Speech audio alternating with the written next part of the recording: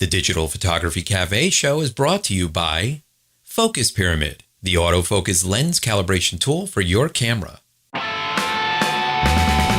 Welcome to the Digital Photography Cafe show. Join host Trevor Current and Joseph Christina as they serve up the hottest photography news and commentary.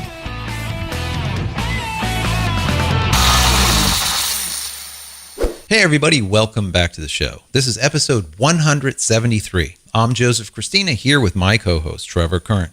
On last week's show, we talked about Gmail finally being made available on Mac, the first ever 3D printed presidential portrait, and Canon focuses on a full-frame mirrorless ILC.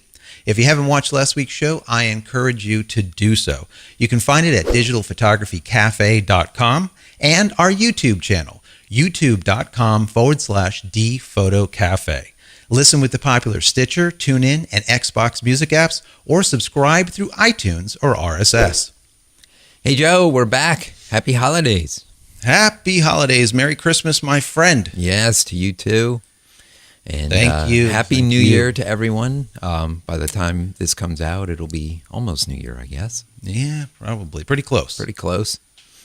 We obviously took a little bit of time off for the holidays and everything. You know, a lot of Christmas shopping and stuff. You know, we had to get the stockings all ready and hung with care. That's right. That's right. Yeah, it was a lot of fun this year. We actually put up our tree way back, like a day after, I think it was Thanksgiving. So we actually had a long period of time kind of having the house set up. So that's always fun. It's festive, and the kids love it, and that's what's important, I suppose, right? Yeah. I mean, when I was a kid, we used to get the tree up like the night before, Christmas Eve. And, right. And it was always such a rush and stuff. And as I got older, my parents were like, all right, we're done with that. We got to get this thing up earlier, So that's my wife and I mean, we've always done that. We've always got the tree up early. And then when the kids came along, it's, it's a lot more festive. You get to enjoy the festivities for an extended period of time as opposed to a week or two. And then you're pulling it all back down again. And then tearing it all down and back up for me in the attic, for you, probably the basement. No, the attic. Yeah. Oh, the attic too. Yeah, back up in the attic. So I hear that you, the family got the Xbox One this year, which is pretty huge for you, because I know the Xbox that you had was the original Xbox, and really couldn't do any kind of Xbox Live or anything new. And, no. I mean, I had the original Xbox One, when it first came out. I actually was one of the beta testers for Xbox Live. Okay. And it was cool. It was really great. I enjoyed it, but I was also single back then. As time moved on, I just had not had time to play video games. Well, the Santa brought in Xbox One for our kids, and which means you. Which means I'm one of the kids. That's right. And so we hooked up the Kinect, and we got it, streaming Netflix and Amazon Video, and we can play Blu-rays with it and DVDs. So basically, that thing's like a whole media center, right? It's not like it used to be. No, it just does everything. No. I mean, it really is your one stop. I mean, it actually controls the TV and our cable box. I've basically have pulled all the other equipment out of the cabinet, and now I just have the Xbox and the cable box. The Apple so you're TV's throwing all your up. eggs in one basket. When that basket gets dumped over, you're going to have a hard time. Well, I'm going to keep everything accessible, but yeah. The Apple TV, though, too. I mean, I have the first generation Apple TV, and that's going to come out because there's a way that I can stream my media from the server to the Xbox and watch it on the TV. So there really is no need for the Apple TV either there. So that's gone too. I'm going to yank that out as well. But lots of fun. We had a nice big Xbox day the other day, and, the whole family's playing and laughing and having a good time. Yeah, that's good. Yeah, we did a lot of the usual stuff in the house and played all of the things. The little one got the Infinity 2.0, which just loves that. All the Marvel comic superheroes and all the girls got all of their stuff, and so it was good. A lot of good times. Family over, drinking, eating, being jolly, so to speak. So, but anyways, guys, we have a pretty interesting show for you. We're going to do kind of like a close of year, kind of a year-end review, something similar. We're going to look at shows that we've done since January, but at the very beginning of 2014, and kind of bringing forward all the way up to now going to be 2015, and kind of just look at the different things that happened and what we think about it, So it'd be kind of interesting.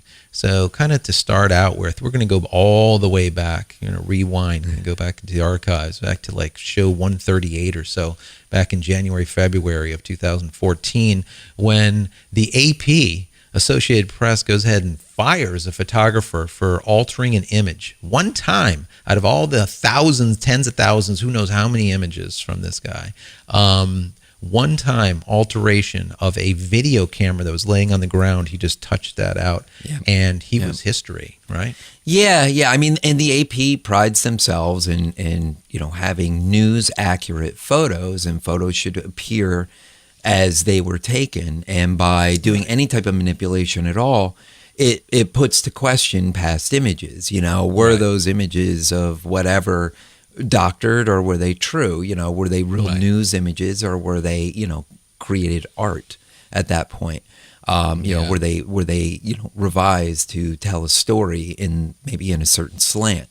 And that's really what they're always concerned about. They don't want to be accused or called on the carpet of swaying stories and stuff, but through manipulation like this.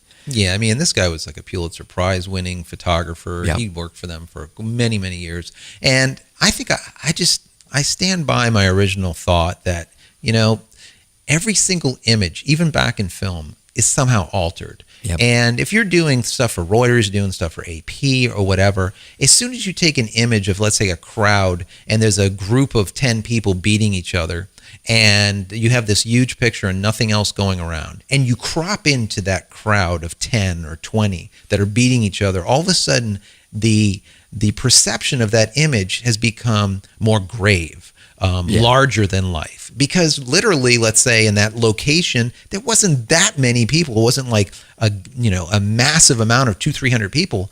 It's just a small portion. So as soon as you crop an image, you are altering the perception of the image, and you're altering the story that image tells. So I don't know. Absolutely. He could have cropped this video camera out, and it would have done the same thing. He edits it out in Photoshop, and now he's fired. Right. So I don't know.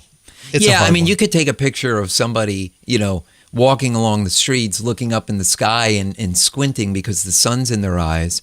And, you're doing a wide shot and you see all these other people and everybody's walking along just fine. Everything's normal. You crop in on that one person, and now all of a sudden they're squinting because, something horrible's happening, and it completely changes the whole story. So, the cropping is just as much manipulation as retouching out a camera. I mean, I don't know. I guess they just want to try and say, cropping is one thing, but any image manipulation, removal of objects or whatever is another, and we won't stand for that. Yeah, they're saying you can delete the using crop, delete the pixels, but you're not allowed to alter the pixels in any way. So I don't know. It is something to think about, though. It's kind of telling of the industry, and again, I mean, this is significant in what we do.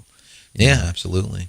So then moving on, Nikon then came out. They were talking about the D610, which was the direct replacement of the D600, which was just plagued with oil. That was the big oil and dust on the sensor issue. And the D600, that got a lot of flack. That got a lot of news. It started out a few small cases, and then it turned into this big, huge thing. And they eventually, they were just, overwhelmed with problems with this camera. So they come out with the 610 to kind of discreetly replace the 600, which basically the camera is about the same. The only difference was it didn't have the oil and dust problem. Yeah, the dust and oil induction. It was pretty bad. And we recommended back then, listen, if you have a D600, send it on in for repair, even if it doesn't have this problem. Chances are you're going to get a new sensor, and then you'll be able to fire off another 100K of images, 150,000 images with this, with that shutter. And usually when they do it, they do like a whole meat and potatoes in there. They're not just doing one thing. So might as well send it in. So moving on, 4K then became kind of the talking point, and everyone was talking about 4K video, and Blackmagic then came out with their quote-unquote production machine, their little Blackmagic camera that was doing 4K, and it would only set you back like $3,000, which really wasn't too bad for what it was. Not at all. No, not at all. Especially when you were looking at, a Canon or a Nikon DSLR, a high quality DSLR that shoots video with the interchangeable lenses. I mean, you're looking around the same dollar amount, and this is a super high end video camera. I mean, price wise, this was really pretty good, and you could get it with Canon lens mounts. On it, so utilize all your existing lenses. It really was pretty good. It was pretty interesting and exciting to kind of see the 4K coming into its own during 2014. That really kind of started gaining some traction. We saw 4K in a lot of different devices throughout the year, and this kind of was like one of the leading stories about it. Yeah, for $3,000, I remember at that time being able to acquire a global shutter in comparison to a rolling shutter, so you don't get that jello effect, was really a huge benefit for any kind of filmmaker. You're making movies. You don't want this disgusting jello rolling shutter going on. So, it's one of those things. It was a big thing, and 4K, like you said, ended up everywhere. I mean, all the way down to phones. So it was definitely a big play. Everything. Yeah. Yeah. Then of course, Apple is always in the news. I mean, we've talked about them. It seems like in every show in one way or another. But this year, definitely more than past years, security has really reared its head. In the Apple camp, both on the iPhone and on the iOS devices and the desktop computers with the operating system. And, Absolutely. We kind of started out here with an iOS security hole, and it was allowing hackers to intercept secure data. And this was a big issue. This was back when we were using iOS 6 and 7. 7 had kind of first rolled out. That was like the latest update. Some people were still running iOS 6, so they had to, they pushed an update for iOS 6 to fix the security hole, and then also for iOS 7. But that was kind of just the start of Apple's security tales of woes. Yeah, security woes, exactly. Everyone, just for years and years and years, it was that I have an Apple. I don't have to worry about virus. I have an Apple. I don't have to worry about security issues. I have an Apple. They're taking care of me. They're looking out for my best interest, and they're keeping me secure. And this year was definitely the year that we saw that that's not necessarily the case. As anything becomes more and more prevalent, the hackers will, get their eye kind of on it, because that's you don't want to go and hack into a machine that only has, let's say, 5% of the market share. Right. But it's not bad to go and hack into a phone that has like 70% of the market share. So market share. That's right. That's right. It's not like Apple has ever been invulnerable to these hacks. It's just people really didn't bother a whole lot. Why spend the time and energy hacking an OS that has such a small percentage of market share? Yeah, it's like counterfeiting a dollar bill comparison to 100. It just doesn't make a lot of sense. Well, their dollar bill started getting counterfeited this year. As they got bigger. Maybe they're up to a 50 now. Yeah. But anyways, moving on. Mavericks then popped into the game, and they did a lot of security kind of things in there, and a lot of UI stuff, user interface. So it kind of looked nice. That was like a big thing. And then, of course, Nikon said, listen, we're going to own up to our problem. And if you have one of our D600s, send it on in, and we're going to look at your sensor, replace it. And what we did find out is right around that time, we saw that some folks were sending in their 600, and then all of a sudden they would get back from Nikon a 610. Yeah. Wow. That's an upgrade right there, a free upgrade because of their oil induction system that they had with that horrible sensor setup. So that was very interesting. They probably looked at the dollars and the time associated with it, and knew that they just had such a massive problem with the 600 that really, to make good on it with their base, who are buying these bodies and lenses over and over and over again, really what they had to do was start replacing the bodies. Probably if their 600 wasn't that bad and they could get away with replacing the sensor, they did. If it was bad or if it had been in for a second time, then they were just replacing it with the 610. And exactly. Again, good for Nikon. I mean, own up to your mistakes and fix them. I mean, it costs them a lot of money. Oh yeah. And moving on, our friend over there, Jack, he must have just loved this story when it broke. Getty basically giving away all of their images for free. It's like their new model that came out, and it was supposedly, quote unquote, by the CEO, it was going to benefit the content contributors. What? Yeah. What is that all about, right? Yeah, this is when Getty made their images available for free to bloggers and for non-commercial use. So if you were running a blog, a WordPress blog, let's say, and you wanted to use some of the Getty images for your stories, you could do that. And they actually even made plugins to access the Getty library where you could search images and just yank them right in. And in theory, for the bloggers, I mean, the non-photo bloggers, that's great. But what's happening is it's just making available all of the photographers' hard work for free. I mean, not even, getting the small dollars now for web usage. Yeah, they're saying, you get more exposure and it will lead them to the rest of your work that you can possibly get them to buy, rights to, and yada. More nonsense that just kind of affects the photographer's bottom line, especially all of the stock photographers. Just once again, stock photography is all but dead at this point. I mean, for the pros at least. Yeah, it really is. It's unfortunate. I mean, there were people that made a lot of money over the years in stock photography, and that business is really, I mean, as far as I can see, I mean, unless I'm missing a boat or something somewhere, but as far as I can tell, that business is pretty much done. Nobody's making any type of real money now, unless you are one of those old-time stock photographers and you've got thousands upon thousands of images on all these stock sites and you're getting micropayments off of all of them all day long. Then sure, you might have some nice royalties coming in. But for anybody looking to start in stock now, I don't know. I think I'd look elsewhere. I think so. So moving on, Calumet. What the heck?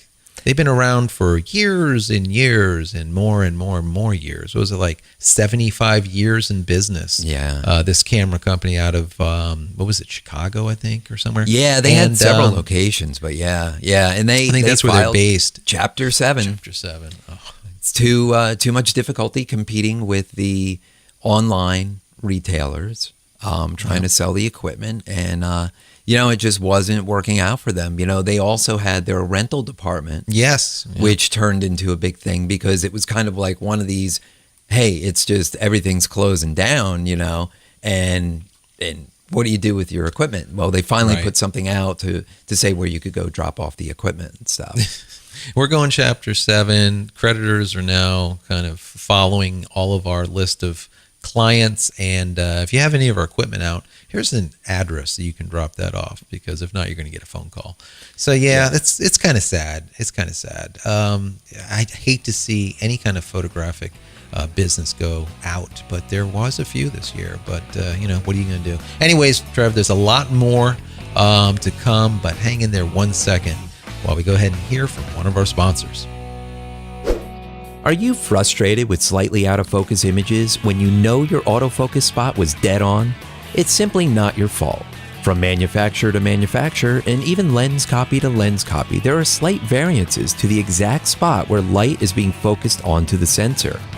Finally, there's a product that allows you to compensate for those variances and make sharper images immediately.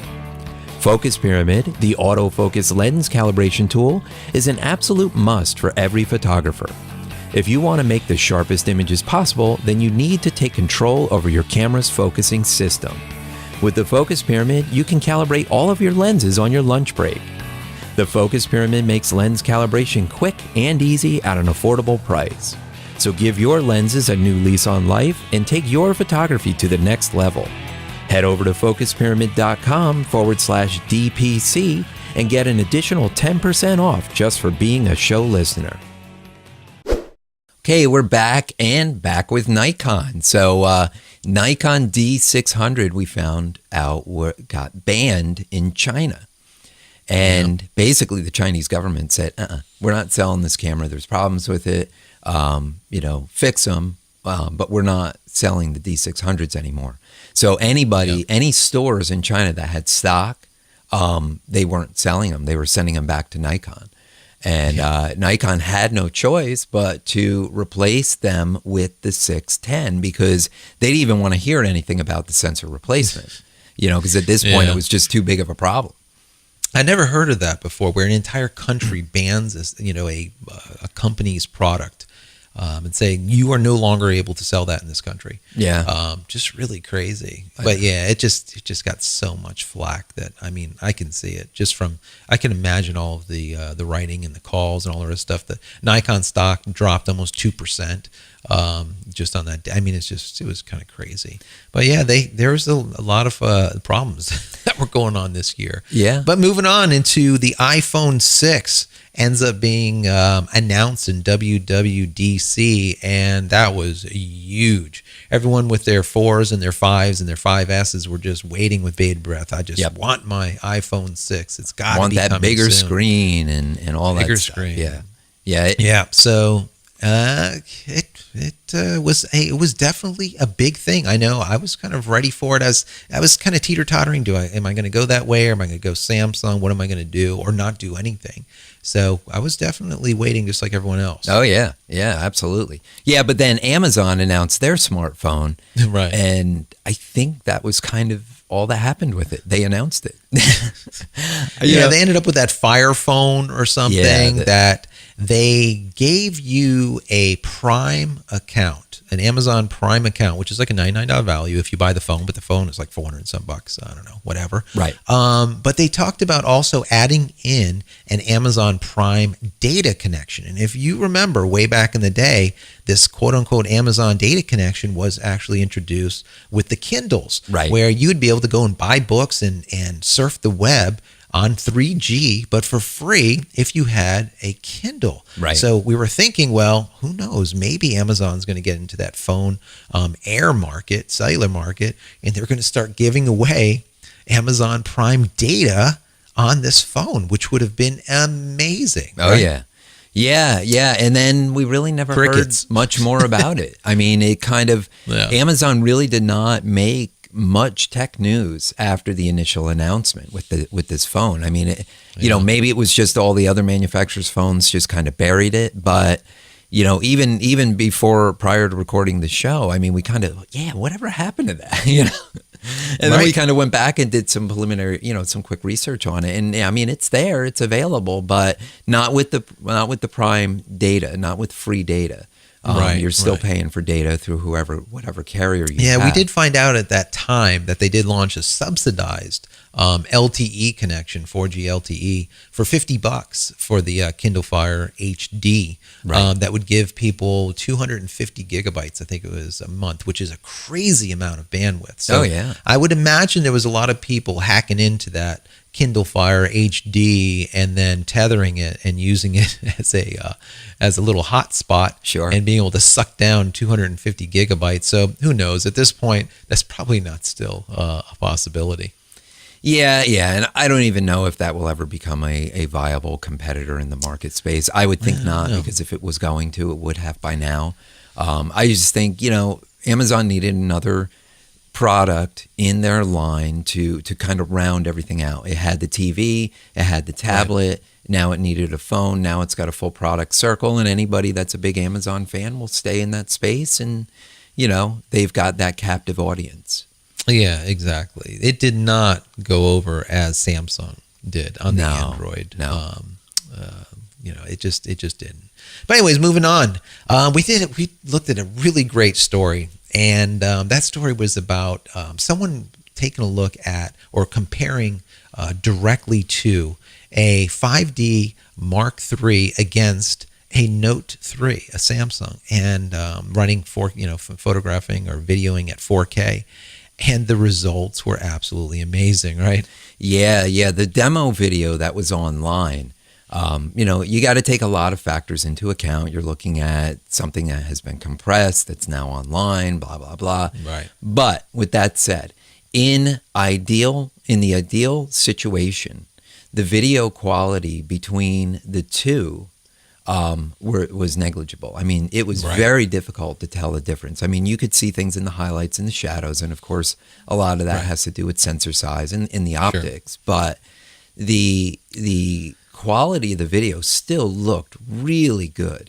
Yeah, and that really opened up a lot of eyeballs, I think, and I think again advanced the trend that we started to see at the beginning of the year with 4K video and what could be done and at what level of a product it could be included in. Right. And kind of like a down spiral also on just video photography in general. Yep. That a lot of people are seeing that their $400 note compared to the $4,000 5D are so similar that, well, why can't we just use that for doing this basic video that we need to get done? We don't need to hire a pro. Why would we have to hire a pro? Right. Yeah, so, I've got this really great phone that shoots great video. Let's just use that. Exactly. So that's definitely problematic for the pro. But it was very interesting because that 4K from phones to, as we were talking about before, the Blackmagic, it was the 4K year for sure. Yeah. But anyways, moving on, Adobe CC. Now, Adobe CC, a lot of people, they're basically forced people into CC indirectly. And so a lot of people went into CC, just, embraced it, open arms, threw all of their eggs into the CC basket. Yep. And then all of a sudden finds out that they're working on a project that's due on Monday and it's Saturday, and Adobe goes down and their data is stuck in the cloud and they can't get it out to finish their project. Yeah, that was a real problem. That was a big problem. That really, I think, opened a lot of eyes as to, the need to keep those local copies of your files and issues with fonts and things like that. That really is the problem. I mean, you can have a local computer with your software running, and if your computer craps out, it's one of these anomalies. Something happened. All right, you take your disk and install it on another computer or something, get it back up and running. But when you're relying on a third-party service such as this, and it goes down, it's beyond your control. And clients don't want to hear that it's beyond your control. They are saying, where's my product? There are certain things that we have to put in a third party's hands, like web hosting. We can't host our own websites. I mean, not realistically. So we have to put our faith in the web hosts that they're able to do it, and things happen with that as well. But I mean, this is production. This is your moneymaker. This is your bread and butter. And when this stuff goes down, it becomes a problem. Yeah, it's huge. And at that period of time, also, there was that huge Adobe security breach where the hackers got 38 million username and passwords for people's accounts. Yep. So that's just... And it kept growing. It seemed like every week we talked about that for like a month, and it just the number just kept growing and growing. Yes. Yeah, it probably at this point, it was the bottom line. It was like everybody. They got everything. Yeah, they pretty much got everybody. Yeah. So, but with this, we looked at alternatives because we're like, this may not be the right fit for everyone, and should you look into an alternative? And we went through a bunch of alternatives like Photoshop. Of course, you have GIMP, which is a real popular thing. Illustrator, there's Inkscape, which is another alternative, and InDesign has LucidPress. Those really were like the three main programs that I used, Photoshop, Illustrator, InDesign. And for me, it was Premiere Pro, and you had, Kdenlive, and you had Lightworks, which kind of were direct replacements for them. One was for Mac, one's for Windows. And then Lightroom.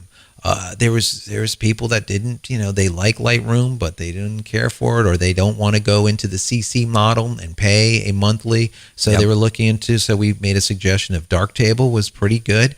And then later on, Aftershot, which is by Corel, is a wonderful program that's very similar. Sure, you tested that out and actually did a nice comparison on the show.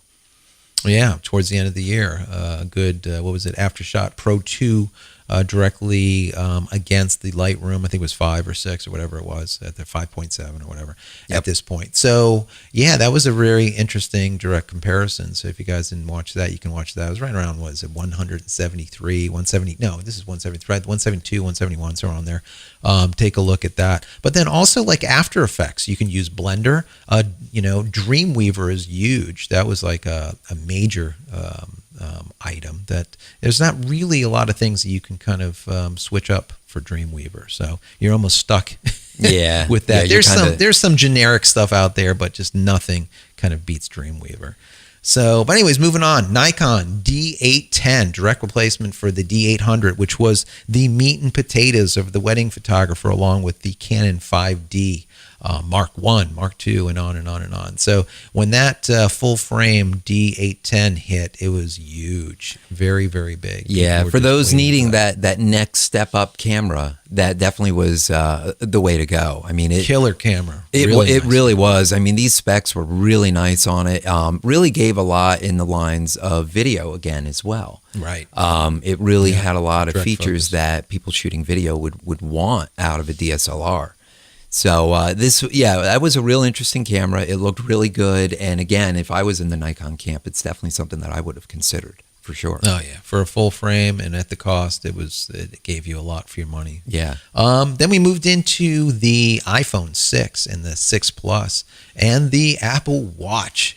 That whole big announcement, along with the Apple Pay as well. That was like, out of everything, that was the huge thing. It was Apple Pay, right? This announcement came in October when they actually finally showed pictures, introduced everything. Things were getting available. Right. The Apple Watch, of course, is still not available, but the iPhones were available and Apple Pay was rolling out.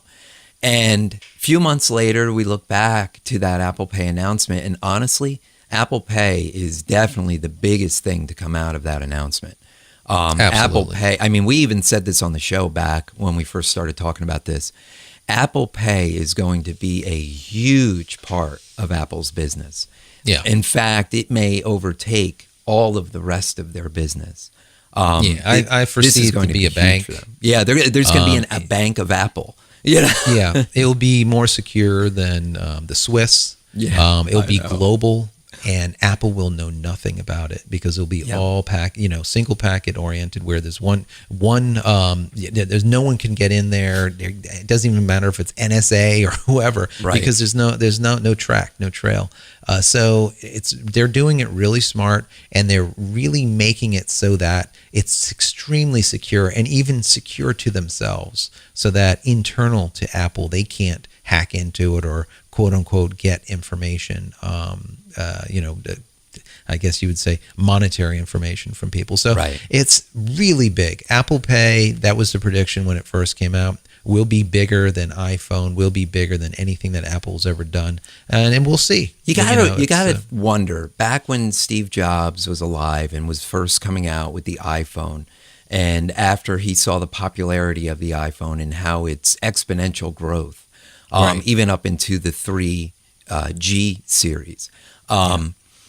I wonder if he was thinking, if his master plan was, let's create this device that everyone is going to love, have to have, and will have with them all the time.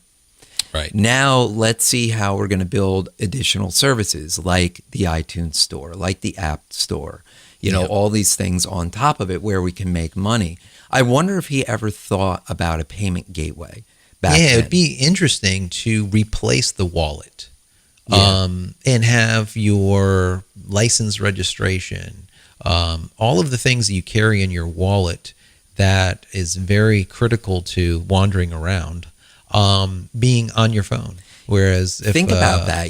I mean, if a police officer says, "Let me see your license," you hand them your phone with your license on it, and they scan it. And there's some type of authenticity that goes on. Well, and if you're using fingerprint identification as well with the phone, I mean, it basically is validating that it's you, that this device is you, and if you can only link it up to you, I mean, it really, I mean, it helps to prevent a lot of fake licenses, fake IDs, and I don't know. There's a lot that can be done with this technology, and I'm sure that was Steve Jobs' master plan.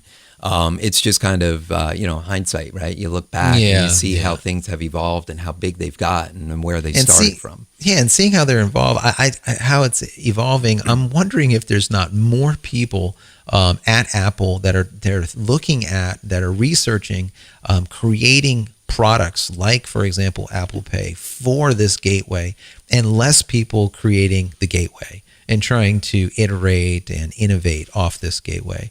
Yeah. Because, the iPhone is the iPhone. It's a great piece of hardware. It's an advanced piece of hardware. They can just slowly iterate off it and not make these big light year jumps. Right. And just, spend the majority of their time working at these different applications to make more money, because Apple Pay is going to make a ton of money. Yeah, you watch. Apple Pay will be a big portion of their revenue. Yeah, for sure. Absolutely. So then we moved on into the Nikon D750, which was another crop sensor, I believe. So it kind of fits right in between the D610 and the D810. Yep. So that was kind of big for Nikon's crop sensor guys that just wanted kind of to up their game a little bit and get the latest and greatest, because we know Nikon and Canon, they're constantly putting out new gear continuously. Sure. So and right at that time, along with that announcement, Canon came out and finally said, hey, 7D Mark II. And we've been waiting, 5 years? 5 years, yeah. That was big. I have the 7D, and the 7D Mark II is just an amazing piece of hardware. And honestly, there's been folks that say that it's actually better than the 5Ds. Obviously, it's crop, it's not as APS-C compared to a full frame, right. But the actual internals, how it works, the brains, it's just better. So I did not end up getting the 5D Mark II as of yet. We've been still using the 7Ds. They just work great, and we only use them for video anyways. But moving forward, it'll probably be one of the next purchases in comparison to a new 5D Mark X, whatever it's going to be. Yeah, the next one. Absolutely. So goodbye to Macworld. This was very, very sad for me. It started back in 1984, way back when I started. I had my first computer. It was like an Apple II Plus or whatever. Then I had a Franklin Ace 1000 and all these old machines. It was a lot of fun back then. 30 years of Macworld, and they finally said, you know what? Print edition is going bye-bye. It was sad. Yeah, that along with many other magazines, but it's just it's sad because we saw several, in addition to Calumet, Macworld and several other magazines, several other small photography retail establishments, and large. They're just dropping by the wayside. Yeah, not great. And then we moved into more Apple woes with Shell Shock. That attack that hit Apple, whereas once again, everyone thought that Apple is just invincible and it's secure, it's locked down and blah, blah, blah. The thing is, Apple's OS are running on Unix. And there was a exploit in Bash, which is one of the one of the languages for Unix, and it was exploited, and they were exploited. So that was another bad time for Apple. The thing that I didn't like about it was, being a Unix guy, Ubuntu, all the other Linux derivatives had a fix within minutes, within hours, within one day for sure, everything was patched. Apple took weeks to patch this problem, which really shouldn't have taken that long. No, it's all part of their whole quality control and making sure everything is flawless when it goes out, even though nothing is ever 100% flawless. But it was kind of a mess. It was kind of it didn't happen quick enough, and then right at the same time, the whole Bendgate thing came out, and right, not Ben Gay, no, but Bendgate. Yes, this was the whole iPhone 6 Plus bending thing, and that business online with YouTube. I mean, they had a this video, and the guy's bending the phone and saying, "Oh, this is defective. It's too thin a material. It's bending in people's pockets," and all of this stuff. And again, I do recall commenting about it. How tight are your pants? And if you're carrying this big phone in your back pocket, I mean, okay, is it an issue? Yeah. Is it a big issue? No. Is it something that will be addressed in the next body release? Sure. Right. They're going to fix it. They just made a big thing out of something that really isn't that big. I mean, I understand people carry their phones in their pockets, and, a lot of people do, and a phone should certainly be durable enough to be able to withstand that. But there is a certain amount of respect that you need to give to your electronics and the things you own. And if you know that sitting on it because your pants are too tight and you're sitting down and you're bending the phone, then maybe you don't do that. Well, and then I guess on the other side of it, Apple made the big thing, and they know people are going to put it in their pocket. So since it is a big, thin thing, they should have put a little bit of extra reinforcement in that body too. So it just goes to show the asses are getting too big and the pants are getting too tight, man. That's right. And the phones are getting too thin and too big.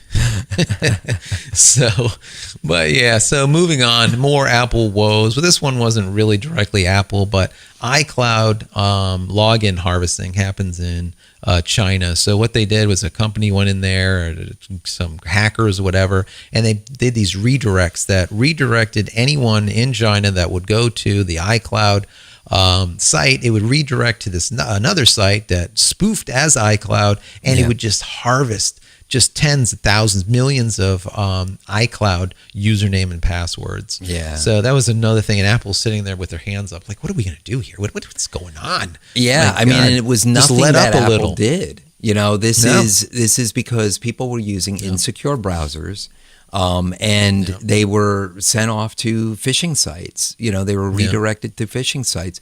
There were rumors saying that, maybe the Chinese government were behind it, and, conspiracy theories and speculations, I mean, whatever. But, I mean, the fact is, Apple's response was, it's nothing we can do about it. Use a secure browser, use Safari, use Internet Explorer, whatever, use a secure browser to help prevent this problem. Yeah, and then from there we went into Photo Plus Expo for 2014 NYC over there in New York City. I was not able to attend, but luckily you were, and basically see nothing. See kind of what pretty was general. In the past there has kind of been a theme, a general kind of a focus, over focus to the entire show. Last year, 2013, was really the year of the quadcopters, the drones. Right, That's when those drones. They first came out, and that was like the buzz around these shows. This year, it was kind of like more of the same as far as the drones go, but just refined. Yeah. They were less DIY looking and more refined into real usable equipment. And, I know DJI Phantom, they have this light bridge, which I thought was really cool and gives the ability to transmit video up to a 1 mile range, which is awesome because these cobbled together Wi-Fi solutions and stuff like that just really didn't work well, Right. So from there, we... So I guess, you know what? We should just probably sum up a little bit. What do you think? What do we think about what has gone on? We kind of gave a little bit of a highlights on the shows all the way back to, the old 130 something all the way up to now, 173. And for 2014. And I don't know, it feels like things are happening to the photographers or the, photographic market that's really making it hard for us to make money. There's a lot of stuff that's been going on, don't you think? Yeah, I definitely, with us being, on top of the news weekly, looking at the latest trends in technology and, how it is affecting the professional. What I'm seeing is the trend in photography is more towards the consumer side. You know, the development, the R&D, the real focus seems to be on the consumer, not the professional. And you could directly see that with Apple and Apple's progress. Absolutely. Now, we've talked about this in the past where, you know, we used to use, you know, Aperture, and we used to use, we were in the Apple market for everything from photo and video, and then they started shutting things down. Final Cut ended up being neutered and turned into Final Cut X, which was basically iMovie on crack. You know, Aperture, they ended up saying, we're not going to support Aperture anymore. We're but done here's with that. but you know what? Here's an app from Adobe that will allow you to take all of your stuff from us and move it all the way, you know, over to Adobe. And so long, farewell, Auf Wiedersehen. That's the end, you know. And then the Mac was just Pros so weird came after out. so many years. Then the Mac Pro, the coffee maker, comes out, right? You know, and that really was not a necessary iteration of the Mac Pro. No. I mean, is it cool? Sure. Is it fast? Absolutely. Does it have a ton of RAM and really fast processing? Absolutely. But they made it unattainable to most small businesses. I mean, who can afford to go out and drop $4,000 on one single computer? And that's base, and that's get base. it all. That's without a monitor, you know. And you're looking at $6,000, and for us, you know, I've done this professionally for 20 some years. We're not buying those anymore. No. I used to purchase for the studio always Mac Pros. Sure. And we moved into the iMacs and the 27 and 30 inch whatever, then just fully just loaded them up with RAM, loaded them up with the max that we can do, and they are really good enough for what we need to do. More than good enough. I mean, they're excellent machines, and honestly, you could buy Have two to good be two. iMacs for the price of one Mac Pro. So I've really seen a big trend in that, you know, moving away from the professional. Which, I mean, okay, from a business standpoint, the money is where the masses are. So the mass base, you know, the photography enthusiast market is bigger now than it ever has been. You know, the everybody has a smartphone, and now the smartphone cameras are so good that people are just using those in favor of a point and shoot, and in, you know, over a DSLR for that matter. Yeah, because it's good enough. And that was like enough. Even with Photo Plus Expo, when they what was it, Microsoft, that kind of merging or that kind of holding up of that company, Mylio. And Mylio is basically iPhoto. Something similar for Mac and PC, whereas that's almost Microsoft's play, kind of indirectly, let's say, in that market. Once again, in that consumer consumer photo market. So it's really this feeling that just the pros are just getting the crap end of the stick lately, and that's just all around. But I don't think. See, the problem is the photography as a profession has undoubtedly changed, and not for the better. There are great tools to allow us to, make better images or make better videos or what have you. I mean, we do have better tools now than we ever had.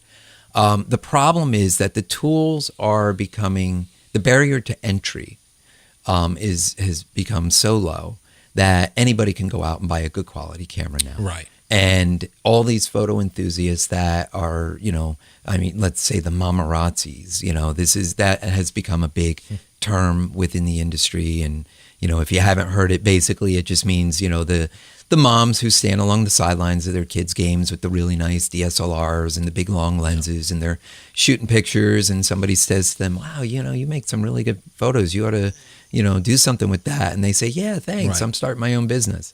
And the next thing you know, the market's getting flooded with even more, entry level professionals.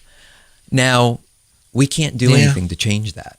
That's just the way the industry's moving.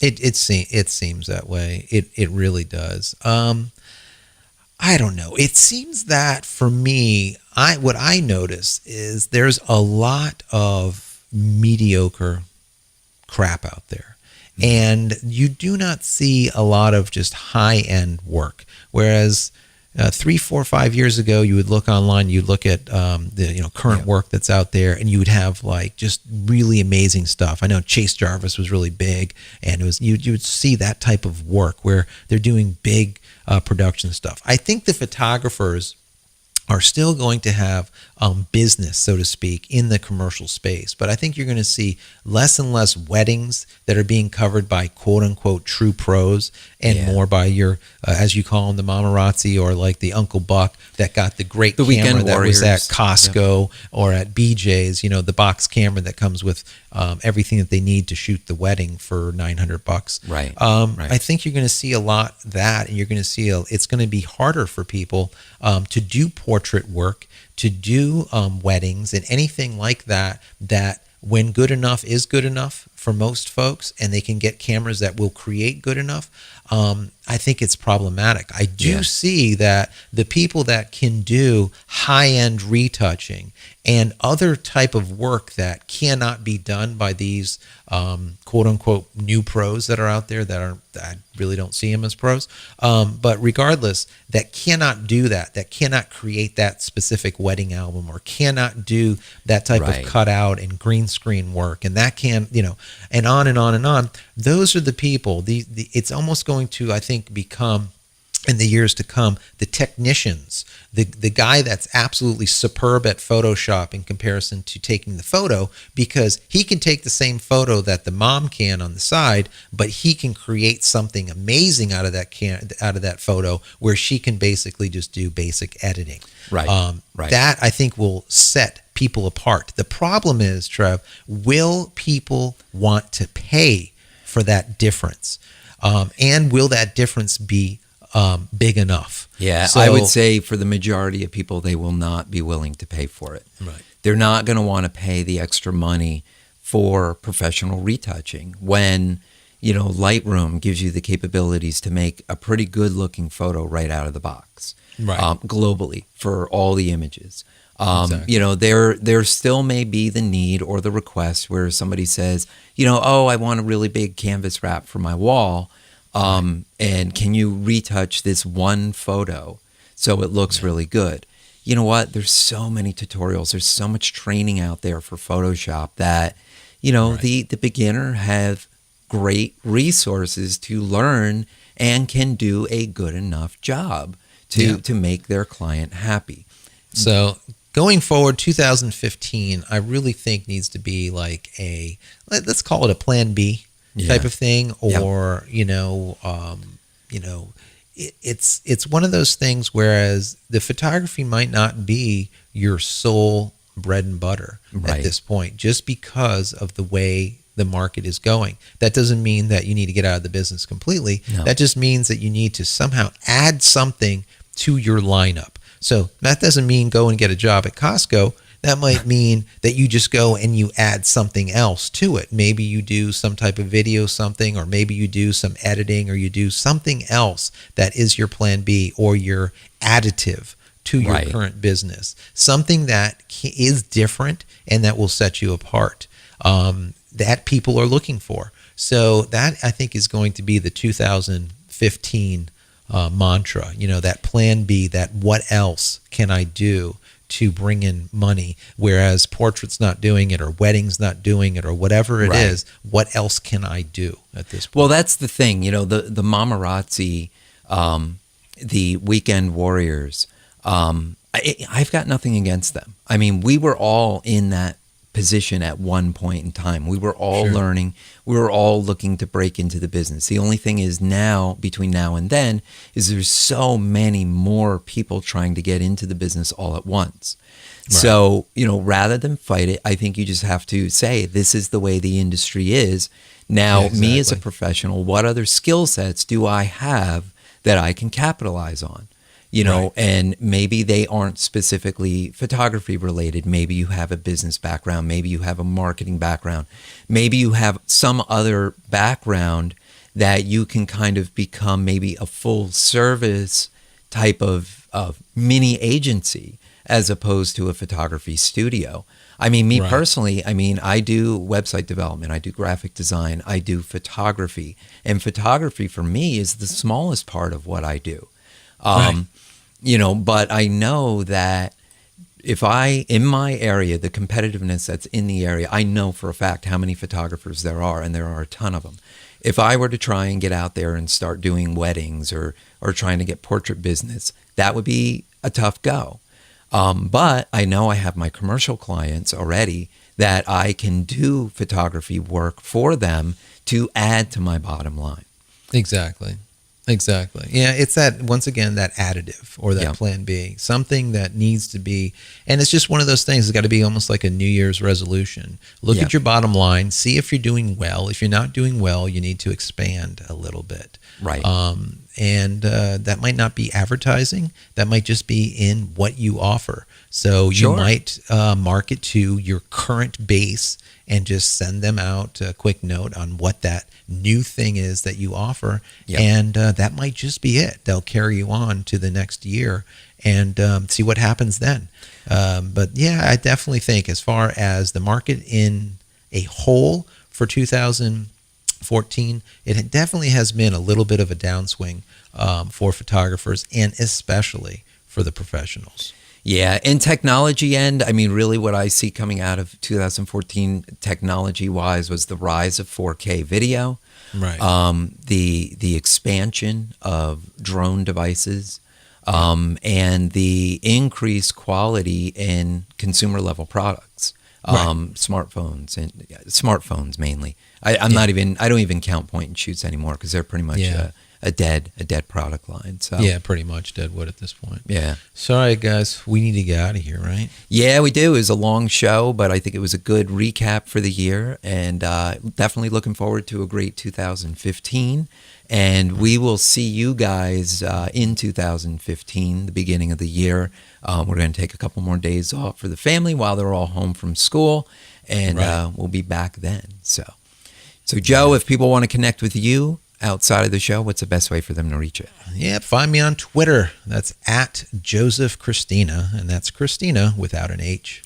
Great, and you can connect with me on Twitter. It's at Trevor Current. Absolutely. So, all right, guys, we're out of here for yet another week. You can get all the show notes from this episode by visiting digitalphotographycafe.com/173. And don't forget to subscribe to our YouTube channel at youtube.com/dphotocafe. And guys, do us a favor, please like those videos. We can really use your support on our YouTube channel. Absolutely. And we will see you next week. You've been watching the Digital Photography Cafe show with Trevor Current and Joseph Christina. Subscribe to our YouTube channel with any compatible device by visiting youtube.com/dphotocafe. Be sure to subscribe to our audio feed through iTunes, Stitcher, TuneIn, and Xbox Music apps or through RSS. Visit digitalphotographycafe.com for show notes and to connect with your host.